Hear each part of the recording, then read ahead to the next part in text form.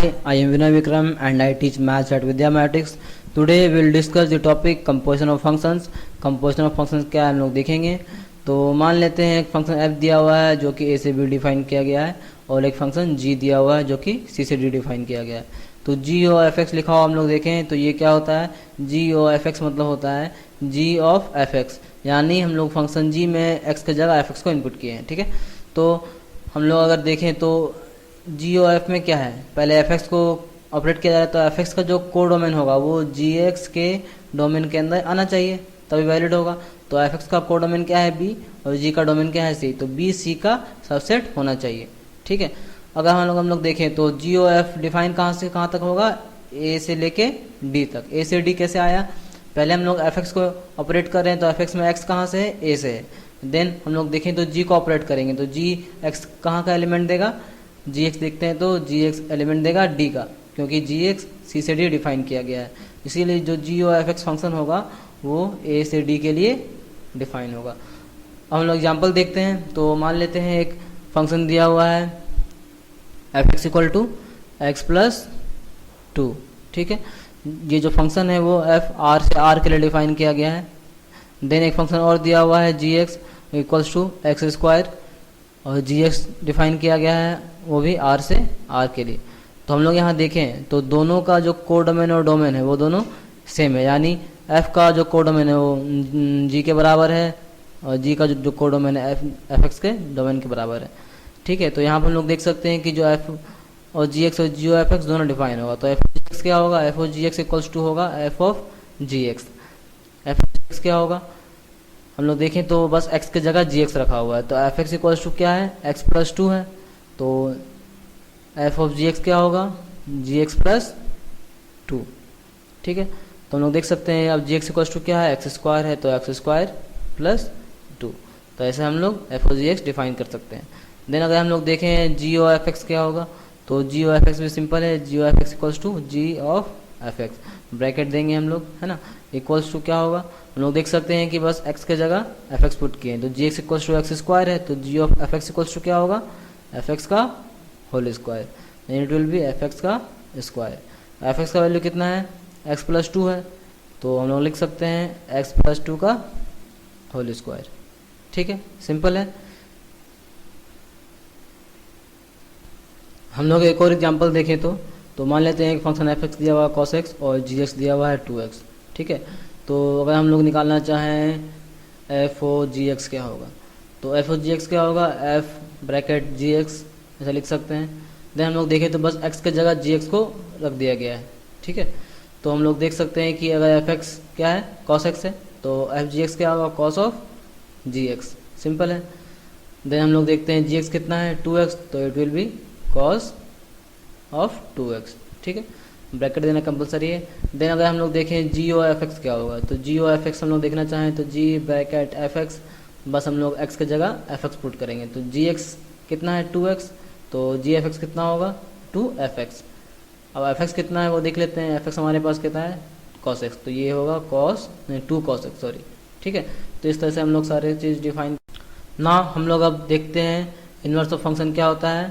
तो हम लोग देख सकते हैं कि कोई बाइजेक्टिव फंक्शन के लिए बाइजेक्टिव फंक्शन क्या होता है, जो फंक्शन 1 to 1 भी और 1 to भी हो. हम लोग इसके बारे में बात कर चुके हैं.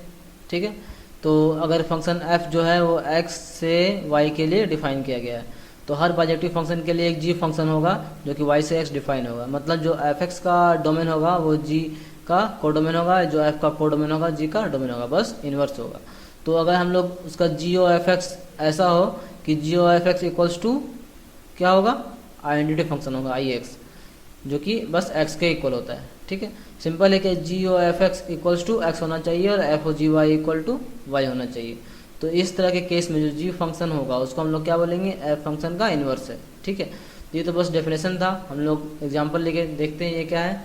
तो मान लेते हैं एक फंक्शन दिया हुआ है x plus f x equals to x plus two और एक फंक्शन दिया हुआ है g x equals to x minus two.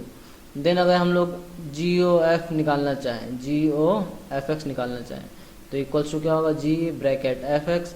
तो लोग देख सकते हैं g x equals to x minus two है सो जी ओ एफ एक्स क्या होगा, एफ एक्स माइनस टू. ठीक है।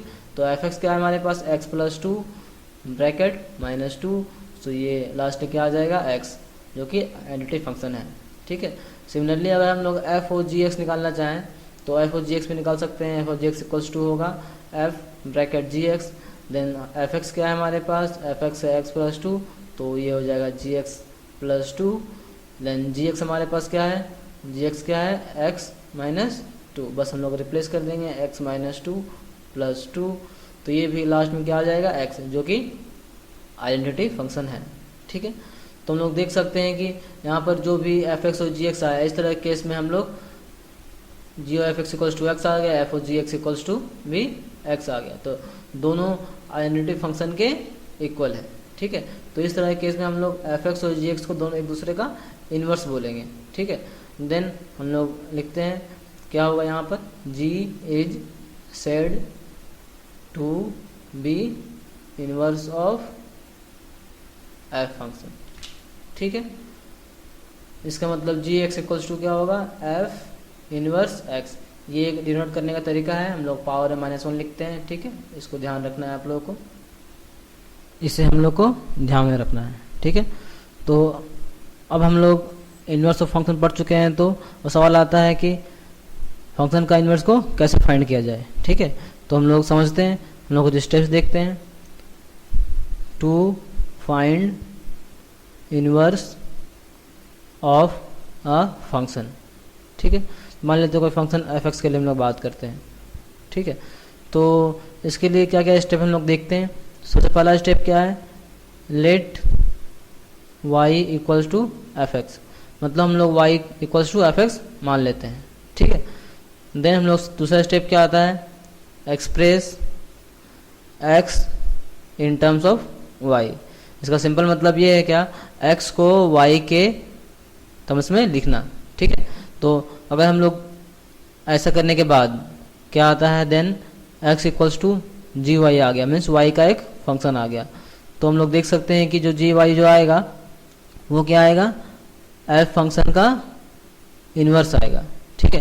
That is f inverse x equals to g x, ठीक है। मीन जो जी एक्स जो फंक्शन होगा वो f का इन्वर्स आएगा, ठीक है। अब हम लोग देख सकते हैं क्या है कि हम लोग y equal to f x माने, फिर x को हम लोग y का टर्म्स में लिखें, देन जो फंक्शन आया g है ना, वो क्या होगा, f इन्वर्स x होगा। अब हम लोग एग्जांपल देखेंगे। तो मान लेते हैं एक फंक्शन दिया हुआ है f x equals to 4x plus 3, हम लोगों को इसका इन्वर्स निकालना है। तो हम लोग एक एक करके स्टेप्स वाइज जाएंगे। तो सबसे पहला स्टेप क्या है, y equal to f x. तो मान लेते हैं सॉल्यूशन पहला y equal to f x मान लिया हम लोग, it will be y, this implies y equals to 4x plus 3। Then क्या करना है हम लोग को, x को y के टर्म्स में एक्सप्रेस करना है। देखते हैं हम लोग कैसे कर सकते हैं। तो यहाँ हम लोग देख सकते हैं कि y को x के टर्म में लिखना है, तो this implies 4x plus 3 equals to y। So this will imply 4x equals to y minus 3. This will be x equals to y minus 3 by 4. ये क्या आ गया, x equals to कुछ y का फंक्शन आ गया, equals to gy हम लोग लिख सकते हैं। देन हम लोग देख सकते हैं कि जो फंक्शन gy आया है वो क्या होगा, y का फंक्शन होगा, वो f का इन्वर्स होगा। So we can write like f inverse x equals to g x equals to x minus 3/4। Simply हम लोग इसको ऐसे लिख सकते हैं। इसका सिंपल मतलब क्या है, जो एफ इनवर्स एक्स होगा है ना, जो एफ इनवर्स एक्स होगा इक्वल्स टू एक्स माइनस 3/4 होगा, ठीक। हम लोग एक और एग्जांपल देखेंगे। तो देख लेते हैं, यहाँ f x equals to x by 2 plus 1 दिया हुआ है, ठीक है। तो इसको भी हम लोग स्टेप बाय स्टेप देखते हैं। तो सबसे पहला स्टेप क्या है हमारे पास, let y equal to f x, this will imply y equals to x by 2 plus 1, ठीक है। तो ये क्या हो जाएगा, y minus 1 equals to x by 2। So this will imply x equals to 2 into y minus 1, g equals to g y लिख सकते हैं। तो ये क्या है, एक y का फंक्शन आ गया जो कि f इनवर्स होगा। So we can write like we have